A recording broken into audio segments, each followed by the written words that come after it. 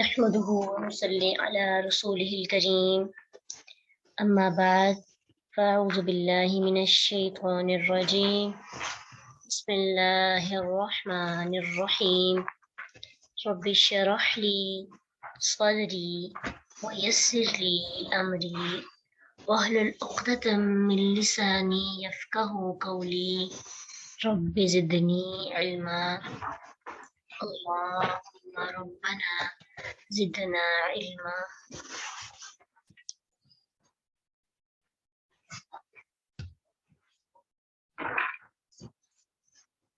15 سے فلما ذهبوا به وأجمعوا أن يجعلوه،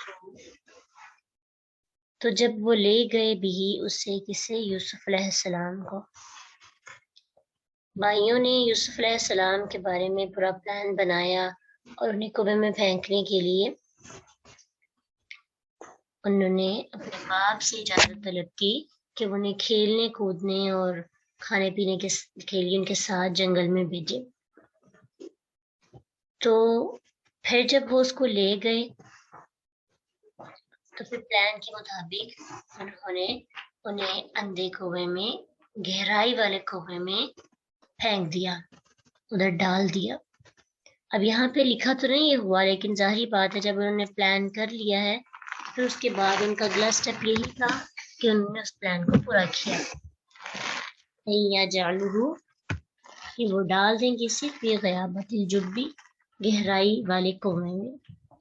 وہ ایسا کنواں ہوتا ہے جہاں پہ جب کوئی پھینک دیا جائے تو پھر آنکھوں سے اوجھل ہو جاتا ہے. وَأَوْحَيْنَا إِلَيْهِ، اور پھر اس مشکل وقت میں اللہ تعالیٰ نے یوسف علیہ السلام کی طرف وحی کے ذریعے ان کو تسلی دی. اللہ سبحانہ تعالیٰ اپنے بندے کو کبھی بھی اکیلے نہیں چھوڑتے، کہیں نہ کہیں سے اس کے لیے وسیلے بن جاتے ہیں.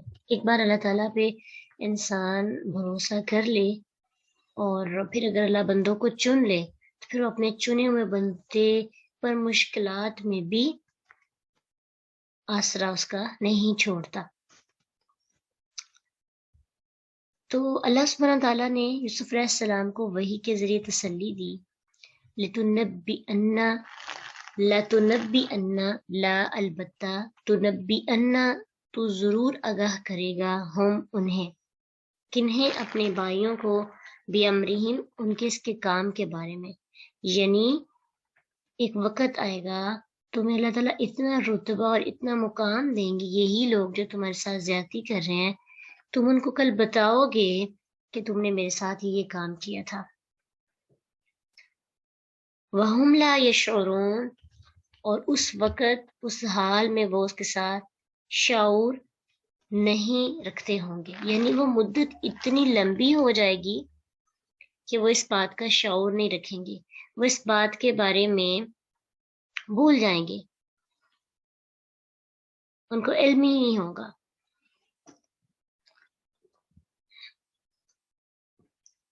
اب جو ہے کہ انہوں نے اپنا یہ کام پورا کر لیا اور وہ پھر انہوں نے گھر آنے کا واپس سوچا. وَجَاءُوا أَبَاهُمْ، وہ آ گئے اپنے والد کے پاس، عشاء کے وقت، یبکون، روتے ہوئے. بجائے اس کے کہ وہ دن کے وقت ہی واپس آتے، انہوں نے کیا کیا، کیونکہ رات کے وقت ایسے ہوتا ہے کہ انسان کے چہرے کے اثرات نظر نہیں آتے. دن کی روشنی میں باپ کے پاس جانے کی وجہ سے یہ ہو سکتا تھا کہ ان کے الفاظ، ان کی چہرے میں تضاد آ جاتا اور باپ کے سامنے جانے کی ہمت نہیں تھی، تو وہ جان بوجھ کے لیٹ ہوتے ہوتے عشاء کے وقت آئے تاکہ چہرے کے اثرات اور جسم کا اضطراب اور زبان کا لڑکھڑانا سب کچھ ظاہر نہ ہو سکے. اور یہی بات ہے کہ اکثر جرائم اور اکثر ایکسیڈنٹ، جو بڑے بڑے برے واقعات ہوتے ہیں جس میں زیادتی ہوتی ہے، تو وہ رات کے وقت کیے جاتے ہیں. اسی لیے سورۃ فلق کے اندر اللہ سبحانہ تعالیٰ ہمیں اس بات کا درس بھی دیتے ہیں، وَمِن شَرِّ غَاسِقٍ إِذَا وَقَبَ، کہ اللہ ہمیں اندھیری رات کے شر سے بچا لے. کیوں؟ کیونکہ اکثر اندھیری رات میں گناہ ہوتے ہیں، جرائم ہوتے ہیں، اور ویسے بھی ایک تو بڑے بڑے جرم، چوری اور ڈاکہ اور زنا اور اس طرح کی بہت سی برائیاں رات کے وقت ہوتی ہیں، جس میں انسان کو ڈر ہوتا ہے کہ اس کی عزت نہ خراب ہو یا اسے کوئی پکڑ نہ لے۔ اور اس کے ساتھ ساتھ جو گناہ ہوتے ہیں جو ہمیں صرف پتہ ہوتا ہے، اور ہم اپنے گھروں میں رہ کر یا پھر اپنی جگہوں پہ بیٹھ کے بھی کر سکتے ہیں، اس وقت بھی ہم تنہائی کا انتظار کرتے ہیں، اور جب تنہائی میسر آتی ہے تو اکثر رات کو ہی، تو پھر وہ گناہ ہم سے سرزد ہو جاتے ہیں۔ اس لیے اندھیری رات کے شر سے ہمیں اللہ کی پناہ مانگنی چاہیے، تاکہ ہم اس وقت، کیونکہ کمزور لمحات ہوتے ہیں، جیسے جیسے رات ہوتی جاتی ہے ہمارے جو لمحات ہوتے ہیں زیادہ سینسٹیو ہو جاتے ہیں، ایموشنل ہو جاتے ہیں، اور ہماری ایموشنز بڑھ جاتے ہیں، اور ہمارے لیے برائی کرنا آسان ہوتا ہے۔ کیوں؟ اسی لیے تو رات کے وقت نیکیاں کرنا اور رات کی نماز اور رات کے تہجد، اس کا اتنا اجر و ثواب ہے۔ ریزن کیا ہے؟ یہ کہ ایسا وقت ہوتا ہے جب انسان کے لیے برائی کرنا آسان ہوتا ہے، اور وہ اللہ تعالیٰ کا یعنی شیطان کے رستے کو چھوڑ کر رحمان کے رستے کو چوز کرتا ہے۔ اس لیے اس وقت اپنے آپ پہ قابو پانا بہت مشکل ہے، لیکن بہت قابل عزت ہے، اور اللہ کے نزدیک بہت قریب لے جانے والا کام ہے۔ آ کے کہنے لگے یا ابانا، اے ہمارے ابا جان، بڑی عاجزی کے ساتھ، بڑی محبت کے ساتھ، ان بے شک ہم ذاہبنا، چلے گئے ہم، نستبق، دوڑ کا مقابلہ کرتے ہوئے، ہم ایک دوسرے کے ساتھ ریس میں لگے ہوئے تھے، دوڑ رہے تھے، تو ہم نے یوسف کو وترکنا یوسف عند متاعنا، ہم نے یوسف کو اپنے سامان کے پاس چھوڑ دیا، اور ہمیں خیال ہی نہ رہا، ہم آپس میں دوڑ لگاتے رہے۔ پھر کیا ہوا؟ ابا جان فاکلہ، پھر کھا گیا اسے الذئب، بھیڑیا، تو یوسف کو بھیڑیا کھا گیا۔ ہماری توجہ ہٹ گئی، اس پہ تو ہم شرمندہ ہیں، لیکن آپ ہماری بات پہ یقین نہیں کریں گے، آپ تو یہی سمجھیں گے کہ تم نے جان بوجھ کے کیا۔ ایموشنل بلیک میل کرنے کا ایک طریقہ، کیا طریقہ؟ اپنے آپ کو سچا ثابت کرنے کی ایک اور چال۔ وما انت بمؤمن لنا، کہ آپ ہم پہ یقین نہیں کرنے والے۔ تو یہ انسان تب کہتا ہے کہ جب انسان کو پتہ ہوتا ہے کہ اس کے اوپر یقین نہیں کیا جائے گا، یا جو اس کا ماضی کا قصہ یا ماضی کے حالات تھوڑے ایسے ہوتے ہیں، تو پھر اس طرح سے وہ دوسروں کو اپنی ایسی باتوں سے ایموشنل بلیک میل کرتا ہے تاکہ لوگ اس پہ یقین کر سکیں۔ بالکل انہوں نے ویسے کیا، وَلَوْ كُنَّا صَادِقِينَ، اگرچہ ہم سچے ہیں لیکن آپ ہماری بات یقین نہیں کریں گے۔ پھر انہوں نے کیا کیا؟ وَجَاءُوا عَلَىٰ قَمِيصِهِ بِدَمٍ، اور وہ لائے اس کی قمیص پر ہون، کاذب، جھوٹا، وہ جھوٹا ہون لگا کر ان کی قمیص پر لے آئے، کسی بھیڑیے کا یا کسی بھی جانور کا اس کو ذبح کر کے یا اس کا ہون لے کر قمیص پہ لگایا تاکہ جا کے ثبوت دے سکے۔ لیکن سامنے والے بندے بھی سمجھدار ہوتے ہیں، انہوں نے سمجھداری کا تو مظاہرہ نہیں کیا تھا، کیونکہ اگر قمیص لے آئے تو اس کی اور بھی تو نشانیاں لے کے آ سکتے تھے نا۔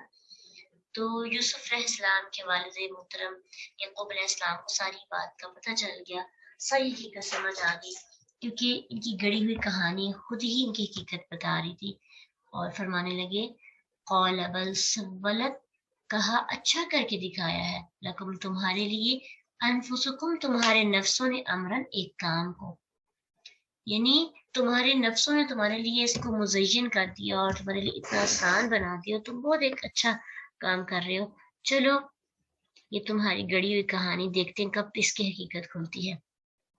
یعنی یہاں مراد یہ ہے کہ اصل حقیقت یہ ہے کہ تمہارے دلوں نے تمہارے لیے کوئی بات خوشنما بنا دی جو تم کر گزرے ہو، اب پتہ نہیں کہ وہ بات کیا ہو سکتی تھی، اس کی کسی جگہ بھی تعین نہیں کی گئی، وہ یوسف علیہ السلام کو کہیں پھینک کے آنا تھا، یا اسے کسی جگہ پر لے کر بیچ آنا تھا، یا اسے کہیں چھپا دینا وغیرہ بھی ہو سکتا ہے، لیکن ان کے والد کو یقین ہو گیا تھا کہ یہ یوسف علیہ السلام زندہ ہیں، یہ مرے نہیں، اور پتہ ہے جب کوئی چیز زندہ ہو اس کے مرنے کا یقین ہو جائے تو صبر آ جاتا ہے، لیکن اگر مرنے کا یقین نہ ہو، امید باقی ہو، تو پھر صبر کرنا تھوڑا مشکل ہوتا ہے، اور پھر انسان یہ سوچتا ہے پتہ نہیں کہاں ہوگا، کس حال میں ہوگا، اس کے ساتھ لوگ کیا کر رہے ہوں گے.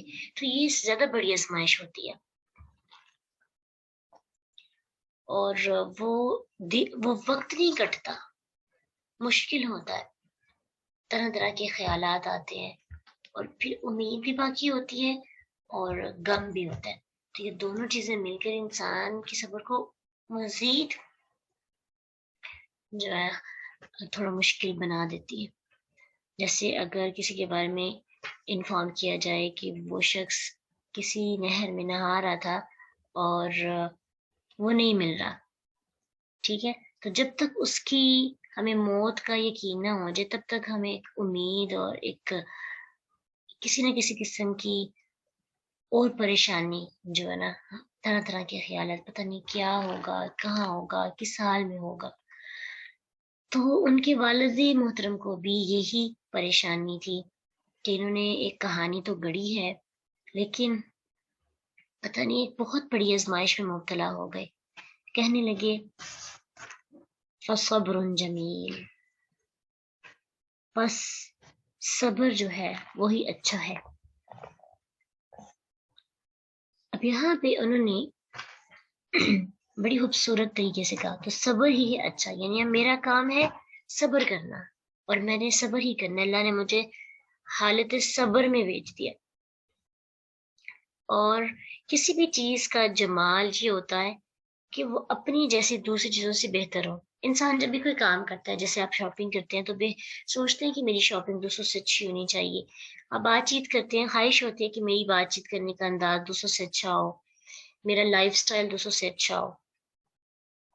اور کسی بھی چیز کا حسن یہی ہوتا ہے، آپ کوئی ریسیپی بناتے ہیں تو اس کا ذائقہ دوسروں سے منفرد ہوتا ہے، تو آپ اس میں کہتے ہیں کہ جی یہ مطمئن ہو جاتے ہیں. تو صبر میں بھی حسن تب آتا ہے جب یہ دوسروں سے بہتر ہو. تو صبر دو طرح کا ہوتا ہے، ایک صبر جمیل اور ایک وہ صبر جو غیر جمیل ہوتا ہے. صبر جو اچھا ہوتا ہے صبر جمیل، جس میں حسن ہو، یعنی انسان واویلا نہ کرے، انسان شکوہ نہ کرے، بلکہ اللہ کی تقدیر پر صبر کرتا جائے. اور دوسرا صبر وہ ہوتا ہے جو سب کچھ کرنے کے بعد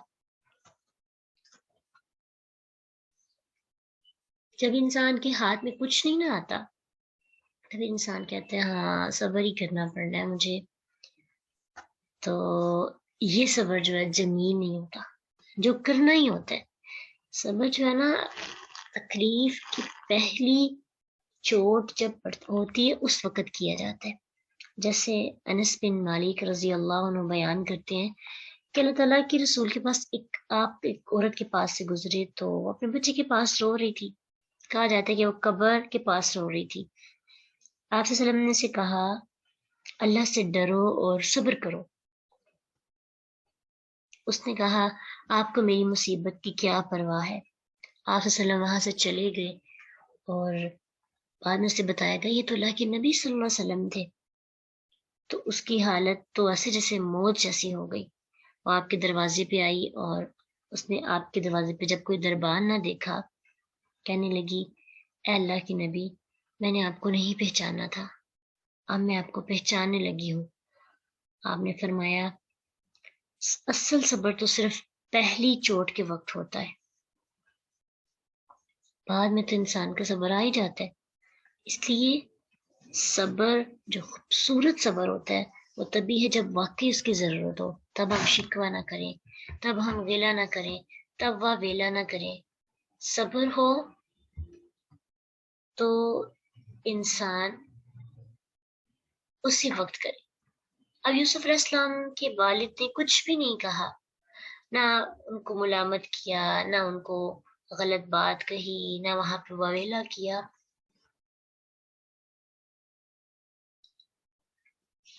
نہ ہی اللہ سے شکوہ کیا. کہا واللہ المستعان علی ما تصفون، اللہ ہی ہے جس سے مدد طلب کی جاتی ہے اس پر جو تم بیان کر رہے ہو. ان کو پتا تھا کہ اب جو ہے یہ بیٹے سچ تو بتائیں گے نہیں، تو نبی کو تو اللہ پہ زیادہ بھروسہ ہوتا ہے اور ان کو تقدیر پر ایمان ہوتا ہے. تو پھر کیا کیا، صرف اللہ سے ہی مدد مانگی. اللہ سے مدد مانگنے کا طریقہ کیا ہے، اللہ نے خود ہی سکھا دیا. کیا، یا ایھا الذین آمنوا استعینوا بالصبر والصلاۃ، اے لوگو اللہ سے مدد طلب کرو. کن دو چیزوں کے ساتھ؟ صبر اور نماز. تو صبر گویا کہ اللہ کی طرف سے جس کو صبر آ جاتا ہے، سمجھے اللہ کی طرف سے اس کے پاس ایک سپورٹر آ گیا ہے، اللہ کی طرف سے اس کے پاس مدد آئی ہے. ٹھیک ہے. اب دیکھیے صبر آتا ہی نہیں ہے، تو یہ بھی جس میں صبر ہو اس پہ اللہ کی رحمت ہوتی ہے. تو اپنے اپنے دکھ اور غم کو سامنے لائیے اور سوچئے ہم نے اس پہ اللہ سے مدد کیسے مانگنی ہے. اللہ سے تو مدد مانگنی ہے، لیکن انسان مدد کے ساتھ ساتھ دو کام خود بھی کرنے پڑتے ہیں. وہ کام کیا ہے؟ صبر کریں اور دوسرا سجدہ کریں، اللہ کے سامنے جھک جائیں. جب بھی مصیبت آتی ہے اللہ کی طرف رجوع ہو، بجائے اس کے کہ دوسروں کو بتائیں، شکوہ کریں. ہاتھ اٹھائیں اور اللہ کے سامنے چلے جائیں، اپنی کیفیت اس کو بتائیں، اس سے کہیں اے اللہ تو ہمارے دکھوں کو جانتا ہے، تو ہماری بے بسی کو جانتا ہے. ہم اپنے دکھ کسی کو بتا کر اپنی عزت نفس کو کم نہیں کرنا چاہتے، اور کوئی ہماری کیفیت کو سمجھ بھی تو نہیں سکتا. ہمیں صبر کرنے کی توفیق عطا کر. اللہ ایسا صبر جیسے یعقوب علیہ السلام نے کیا، اللہ ایسا صبر عطا کرنے کی توفیق عطا کر جو موسیٰ علیہ السلام پر ایمان لانے والوں نے کیا. ربنا افرغ علینا صبرا وثبت اقدامنا، اللہ صبر کو ہمارے اندر انڈیل دے، ہمارے قدم مضبوط کر دے، ہمیں بہترین خوبصورت صبر کرنے کی توفیق عطا کر. تو جب انسان صبر کے ساتھ ساتھ نماز سے مدد لیتا ہے، اکثر ایسے ہوتا ہے کہ جب ہمیں مصیبت آتی ہے ہم اللہ کے سامنے جھکنا ہی چھوڑ دیتے ہیں، نماز یہ ادا نہیں کرتے. اور یہ سب سے زیادہ امپریس ہوتی ہے جب بھی مصیبت آتی ہے، بجائے اس کے کہ اللہ کے ساتھ جا کے بات چیت کی جائے، ہم اللہ سے ناراضگی بنا کر بیٹھ جاتے ہیں، اللہ سے شکوہ کرنے لگتے ہیں، اللہ سے شکایات کرنے لگتے ہیں. نہ بھی کریں تو اس کے بندوں کے ساتھ، تو پھر اسے صبر نہیں کہیں گے. صبر جمیل پہلی چوٹ پہ جو انسان کو تکلیف پہنچتی ہے اسی وقت آئے گا نہیں، مانگنا پڑے گا، آئے گا نہیں. جیسے موسیٰ علیہ السلام پر جو ایمان لانے والے تھے، انہیں فرعون نے سزا سنا دی کہ تمہیں مخالف سمت میں تمہارے اعضاء کاٹے جائیں گے، ایک ہاتھ اور ایک پاؤں. تو اس وقت صبر آنا نہیں تھا، مانگنا پڑنا تھا. مانگا اللہ سے ربنا افرغ علینا. ایسے ہی جب ایسے حالات آئیں کہ یوں محسوس ہو رہا ہو ہمیں کاٹا جا رہا ہے، ہمیں تکلیف پہنچائی جا رہی ہے، ہمارے ساتھ بہت برا سلوک کیا جا رہا ہے، تو اس وقت اللہ کو دیکھیں آسمان کی طرف اور کہیں اللہ خود نہیں طاقت، ہمت نہیں ہے، لیکن تجھ پہ پورا یقین ہے. ہمیں بہترین صبر کرنے کی، خوبصورت صبر کرنے کی توفیق عطا کر دے. وجاء سیارۃ، اور آیا ایک قافلہ، فارسلوا، تو انہوں نے بھیجا، واردہم، اپنا پانی لانے والا، فادلا، تو اس نے ڈالا، دلوہ، ڈول اپنا. قولا، وہ بولا، ڈول اندر ڈالنے والا، یا بشرا، واہ خوشبری، ہاذا غلام، یہ تو ایک لڑکا ہے. تو اس سے ظاہر ہوتا ہے جو صورتحال بتائی جا رہی ہے کہ ڈول، یہ قافلہ جو ہے مصر کی طرف جا رہا تھا، اور اللہ تعالیٰ کی طرف سے یوسف علیہ السلام پر یہ احسان تھا. ہو سکتا ہے بعد میں پتہ نہیں وہ ڈر جاتے یا کوئی جانور اندر چلا جاتا ہے یا کوئی ایسی چیز تو جو ان کو نقصان پہنچا سکتی تھی، لیکن اللہ سبحانہ تعالیٰ نے ان کو جلدی باہر نکالنے کا انتظام کر لیا. تو ہم مشکل میں بس تھوڑی دیر کے لیے ہوتے ہیں، ایک بار اللہ پہ یقین تو کریں، اللہ کنویں سے باہر نکال لیتے ہیں، اللہ قافلے کو وسیلہ بنا کے بھیج دیتے ہیں. بھروسہ کرنا چاہیے اللہ پہ. یہی بات یہ ہے کہ ہمارا یقین اور ہمارا توکل بڑا چھوٹا ہوتا ہے، اس کی مدت بڑی چھوٹی ہوتی ہے، ہم تھک جاتے ہیں. ہمیں کرنا چاہیے توکل اللہ پہ اور اس کی مدت تھوڑی لمبی رکھنی چاہیے، اور پورا یقین یوسف علیہ السلام کو کنویں سے باہر نکالنے والے رب مجھے مشکلات کے کنویں سے باہر نکال دے. قافلے والوں نے ڈول اندر جب پھینکا تو یوسف علیہ السلام اس ڈول کے ساتھ جو ہے لٹک کر باہر آ گئے، تو ان کو باہر نکلنے کا موقع مل گیا. پھر کیا ہوا؟ وَأَسَرُّهُ، تو انہوں نے چھپا لیا اسے، بِضَاعَةً، سرمایہ سمجھ کر. واللہ علیم بما یعملون، اور اللہ خوب جاننے والا ہے وہ جو عمل کر رہے ہیں. قافلے والوں پر لازم تھا کہ وہ ارد گرد اعلان کرتے اور بتاتے کہ یہ کس کا بیٹا ہے جو کنویں میں گر گیا. اور یوسف علیہ السلام کے بتانے کے مطابق وہ ان کے والد کے پاس بھی ان کو پہنچا سکتے تھے، لیکن وہ بے دین تھے، وہ بھی ظالم تھے. انہوں نے زبردستی غلام بنا کر تجارت کا سامان سمجھ کر جو انہیں چھپا لیا، اور مصر جا کر جو ہے یہ سوچا کہ وہ مصر جا کر ان سے فروخت کر دیں گے. حالانکہ کسی بھی ذات کو غلام بنانا ایک غیر قانونی کام ہے، لیکن اس سارے سلسلے میں ہمیں کہیں بھی یوسف علیہ السلام کے بھائیوں کا ذکر نہیں ملتا کہ وہ چپ کے دیکھ رہے تھے تو انہوں نے کہا کہ یہ تو ہمارا ہے تو پھر انہوں نے بیچ دی. ایسی بات ہمیں قرآن سے جو ہے نہیں ملتی، اور جو اسرائیلی روایات ہیں ان میں شاید یہ بات بھی موجود ہو.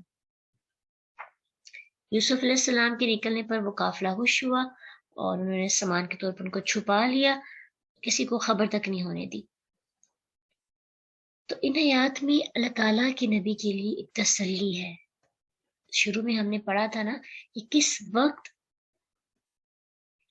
یہ صورت نازل ہوئی تھی، تو تسلی یہ ہے کہ بھائیوں کا یوسف علیہ السلام کو کنویں میں پھینکنا ان کے لیے عظمت اور عزت اور بلندی کی وجہ بن گیا. تو آپ بھی آپ اپنے خاندان کے لوگوں کے ظلم و ستم سے بددل نہ ہو، پریشان نہ ہو. یہ سب آخر کار آپ کے سامنے کھڑے ہوں گے،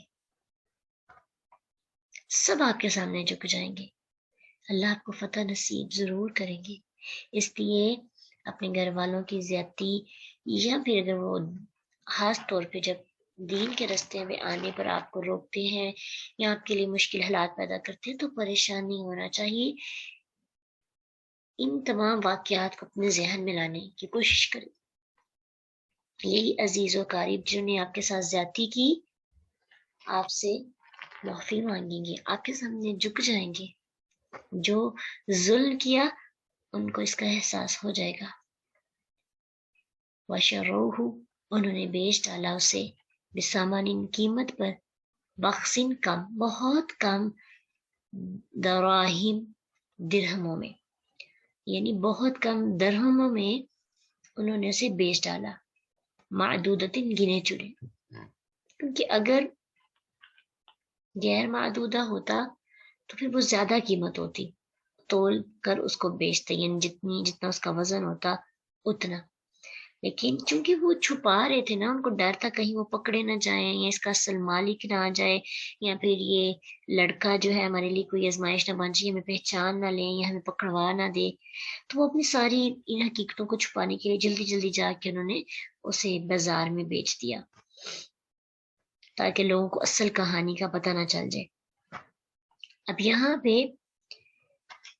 یہ جو داستان سنائی جاتی ہے کہ خریداروں کا ہجوم تھا اور سود کی اٹی لانے والی عورت کا بھی، طاہر کار سونے کا ان کو توڑ کر فروخت کیا گیا، تو ایسی کوئی بات جو ہے ہمیں یہ نہیں ملتی، بلکہ یہ ملتا ہے کہ کم قیمت پر انہوں نے اس کو بیچ دیا، ان کی بولی نہیں لگی ہوگی۔ پھر کم قیمت پہ جب بیچا جاتا ہے تب تو کوئی بھی آسانی سے لے لیتا ہے۔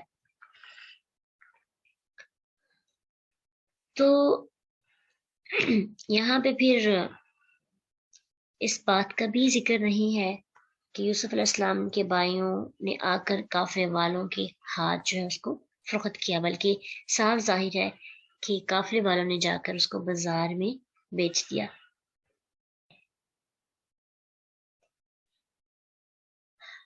وَقَانُوا فِيهِ مِنَ الزَّاهِدِينَ، اور تھے وہ اس میں بے رغبت لوگوں میں سے، یعنی اس کی پرواہ ہی نہیں تھی، ان کو پتہ ہی نہیں تھا کہ وہ کس خاص بندے کو ساتھ لے کے آئے ہیں اور اس کا سودا کر رہے ہیں۔ وقال الذی، اور کہا اس شخص نے جس نے اشتراہ خریدا تھا اسے، من مصر سے۔ ہم دیکھتے ہیں کہ قرآن کتنی ٹو دی پوائنٹ بات کر رہا ہے، یعنی اتنی بات جس کا سمجھنا ہمارے لیے ضروری ہے، اور غیر ضروری ساری باتیں ہمیں یہاں پہ موجود نظر نہیں آ رہی۔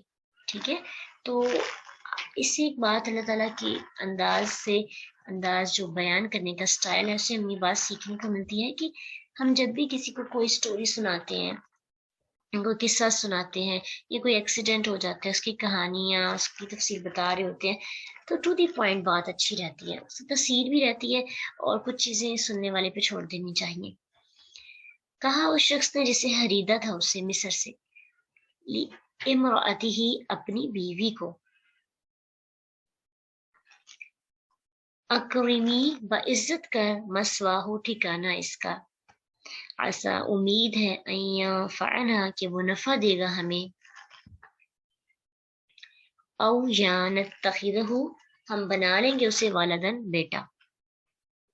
تو قرآن نے اس شخص کے نام اور عہدے کا ذکر نہیں کیا کہ وہ کون تھا، لیکن آگے پتہ چلتا ہے جا کر جب مصر کی عورتوں نے اس کو عزیز کا لقب دیا، تو یہ پتہ چلتا ہے وہ عزیز مصر تھا، یعنی وہ بادشاہ کوئی خاص بندہ تھا، وزیر یا بہت بڑے عہدے پر فائز تھا۔ تو اس کی بیوی کا نام بھی قرآن میں کہیں پہ بھی ذکر نہیں ہے، اور اس کا کوئی فائدہ بھی نہیں ہے، بلکہ یہ تو پردہ پوشی کے خلاف بات ہو جاتی ہے۔ تو جو ہمارے ہاں بتایا جاتا ہے، زلیحہ بتایا جاتا ہے نام، یا زلیحہ بھی کہتے ہیں، تو رائیل بھی بتاتے ہیں، تو یہ نام محض اسرائیل روایات ہیں، اس کی پختہ دلیل کوئی نہیں ہے، اور ہمیں بھی ان باتوں میں بحث میں پڑھنے کی ضرورت نہیں ہے، یہ نام نہیں قرآن اور حدیث سے ثابت اور بتائے بھی نہیں گئے۔ کہنے لگا عزیز مصر اپنی بیوی کو کہ یوسف علیہ السلام کی رہائش باعزت رکھنے کا بندوبست کرو، ہر ضرورت مہیا رکھنے کی تاکید کی۔ اس کا مقصد یہ تھا ہمارا اس کا تعلق مالک اور غلام والا نہ ہو، بلکہ وہ اپنے گھر کا ایک معزز رکن جو ہے بنانا چاہتے تھے۔ بچہ نہایت ذہین اور اچھی عادات والا ہے، تو امید ہے ہمیں فائدہ پہنچائے گا، اور کیونکہ جو غلام ہوتا ہے نا وہ اتنا فائدہ نہیں پہنچا سکتا، کیونکہ غلام نے یسر کرنا ہوتا ہے، اور جو آزاد ہوتا ہے وہ اپنا مشورہ بھی دیتا ہے، اپنے وہ کام کو زیادہ اچھے طریقے کے ساتھ سارے انجام دیتا ہے، کیونکہ اسے پتا ہوتا ہے اس سے میری عزت اور بڑھ سکتی ہے۔ لیکن غلام کو پتا ہوتا ہے میں نے غلام ہی رہنا ہے، وہ اتنا ہی کام کرتا ہے جتنا اسے کہا جاتا ہے۔ اس سے ایک بڑی اچھی بات پتا چلتی ہے کہ اگر ہم نے کسی کی صلاحیتوں کو سامنے لانا ہے، اگر ہم نے کسی کی بھی جو ایبیلٹیز ہیں اچھی، ہم چاہتے ہیں ان میں اضافہ ہو اور اس سے ہمیں فائدہ پہنچے، تو ہمیں اس بندے کو آزاد چھوڑ دینا چاہیے، اسے اپنا غلام نہیں بنانا چاہیے، اس ذہنی آزادی دینی چاہیے تاکہ وہ اچھے اچھے مشورے دے، اچھے اچھے کام کرے، اچھے اچھے آئیڈیاز سامنے لے کے پلاننگز کرے۔ تو ایک بہترین طریقہ ہے کسی کی صلاحیتوں کو سامنے لانے کا کہ اس کو آزاد چھوڑ کر چپکے سے اس پہ نظر رکھی جائے۔ تو جو غلام ہوتا ہے نا وہ یہ سر کہہ کر اس کی صلاحیت ختم ہو جاتی ہے، کیونکہ اس کو یہ آزادی نہیں دی جاتی کہ وہ اپنی طرف سے بھی کوئی کام کے اندر کوئی حسن پیدا کرنے کی کوشش کرے، بلکہ اس نے اگر کیا بھی ہو بلکہ وہ کرتا ہی نہیں ہے، کیونکہ اسے پتا ہے اس کا مالک اس سے خفا ہو جائے گا۔ تو یہ ایک بہت اچھی جو ہے ایک بات سیکھنے کو ہمیں یہاں سے ملتی ہے۔ تو او نتخذہ ولدا، اس سے ایک بات ظاہر ہوتی ہے کہ ان کے ہاں اولاد نہیں تھی، تو اس لیے انہوں نے کاش یا ہم اس کو شاید کہ ہم اس کو اپنا بیٹا بنا لیں۔ اور ایک اور بات یہاں سے ہمیں پتہ چلتی ہے کہ منہ سے کسی کو اپنا باپ کہہ لینا یا کسی کو اپنی بہن کہہ لینا یا بھائی کہہ لینا یا اپنا بیٹا کہہ لینا یا بیٹی کہہ لینے سے وہ اصل میں بیٹا بیٹی نہیں بن سکتے۔ ماں باپ یا بہن بھائی، اکثر ہم کہتے ہیں نا یہ میرا منہ بولا بھائی ہے، یعنی ہماری کوئی کسی سے رشتہ داری بھی نہیں ہوتی، اور ویسے ان کے ہمارے ساتھ تعلقات اچھے ہوتے ہیں، ہم کہتے ہیں یہ ہمارے بھائی ہیں، جیسے بہنوئی کو کہا جاتا ہے یہ ہمارے بھائی ہیں۔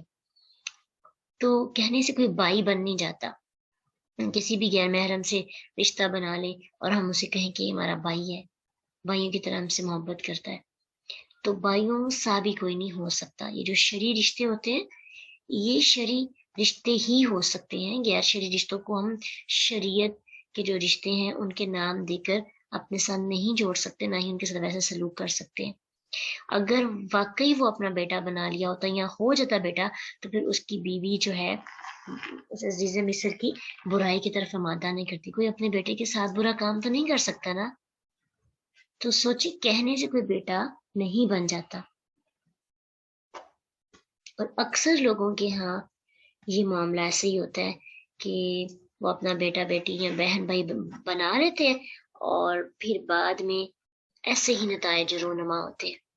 اس لیے اللہ تعالیٰ نے نہایت تاکید کی ہے کہ انسان جو ہے اس معاملے میں تھوڑا احتیاط کرے اور شرعی رشتوں کو ہی شرعی سمجھا جائے، غیر شرعی رشتوں کو شرعی لبادہ نہیں ہم دے سکتے۔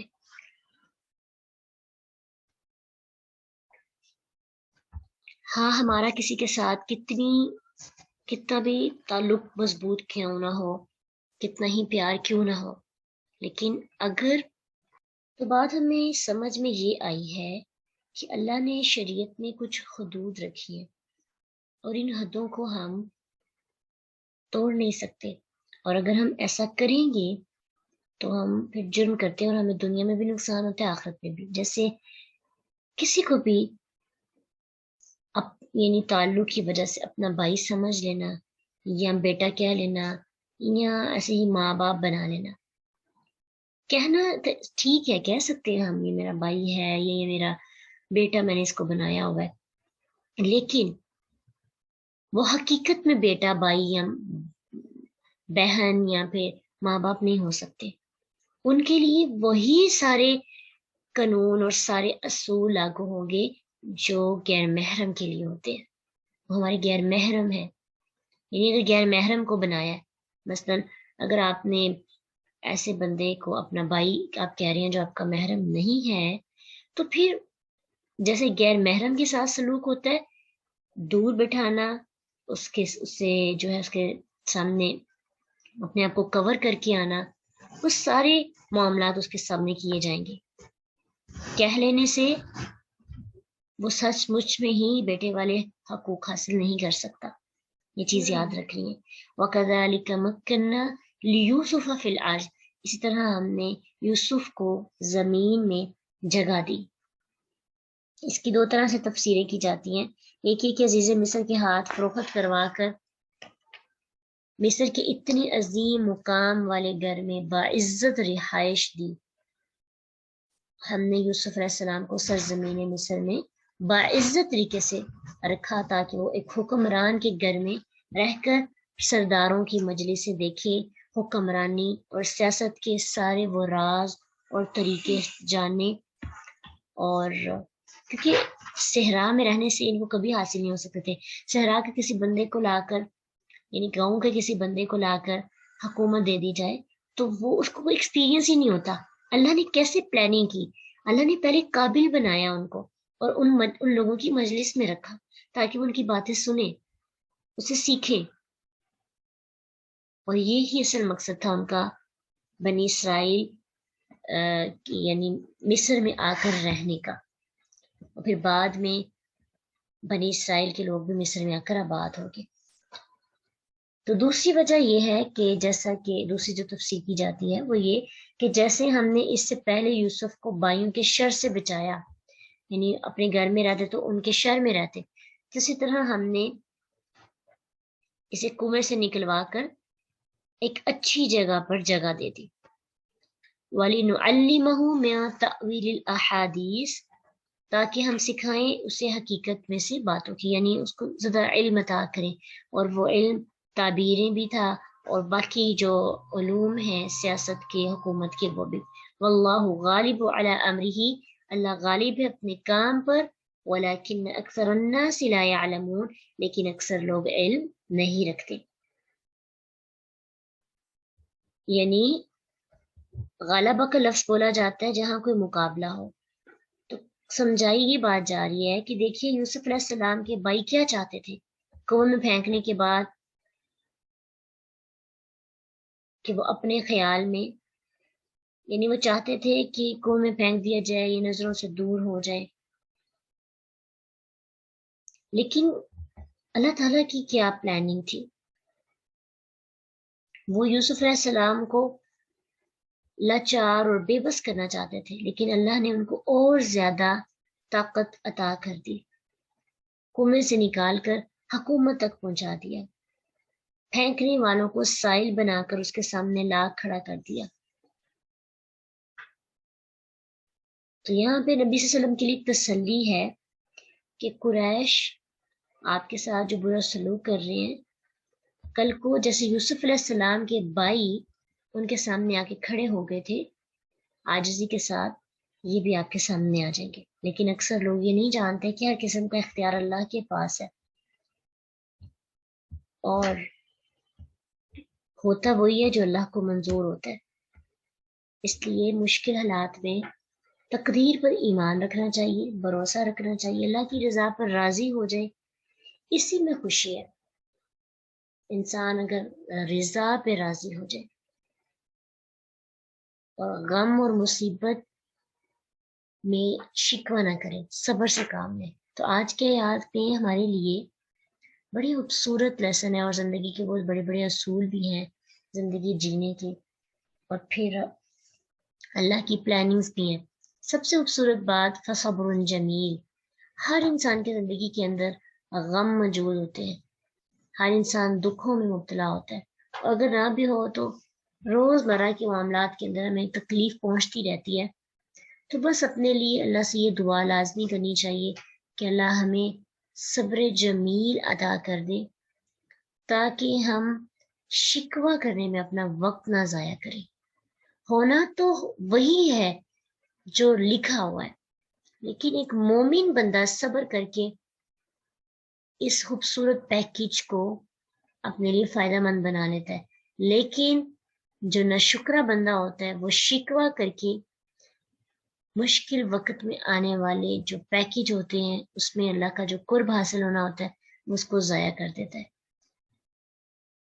ٹھیک ہے، تو ہمارے لیے ایک پریکٹیکل اگزامپل ہے یوسف علیہ السلام کی بھی، ان کے بعد کی بھی، اور پھر بعد میں ان کو جو نعمتیں ملیں گی اس سے ہمارے لیے کتنی بڑی ایک اگزامپل اور امید اور خوف ہوگی کہ ہم نے بھی اپنے آپ کو ایسے ہی بنانے کی کوشش کرنی ہے انشاءاللہ. وآخر دعوانا ان الحمد للہ رب العالمین. سبحانک اللہم وبحمدک، نشہد ان لا الہ الا انت، نستغفرک ونتوب الیک. السلام علیکم ورحمۃ اللہ وبرکاتہ. فإن مع العسر يسرا، إن مع العسر يسرا، فإذا فرغت فانصب وإلى ربك فارغب.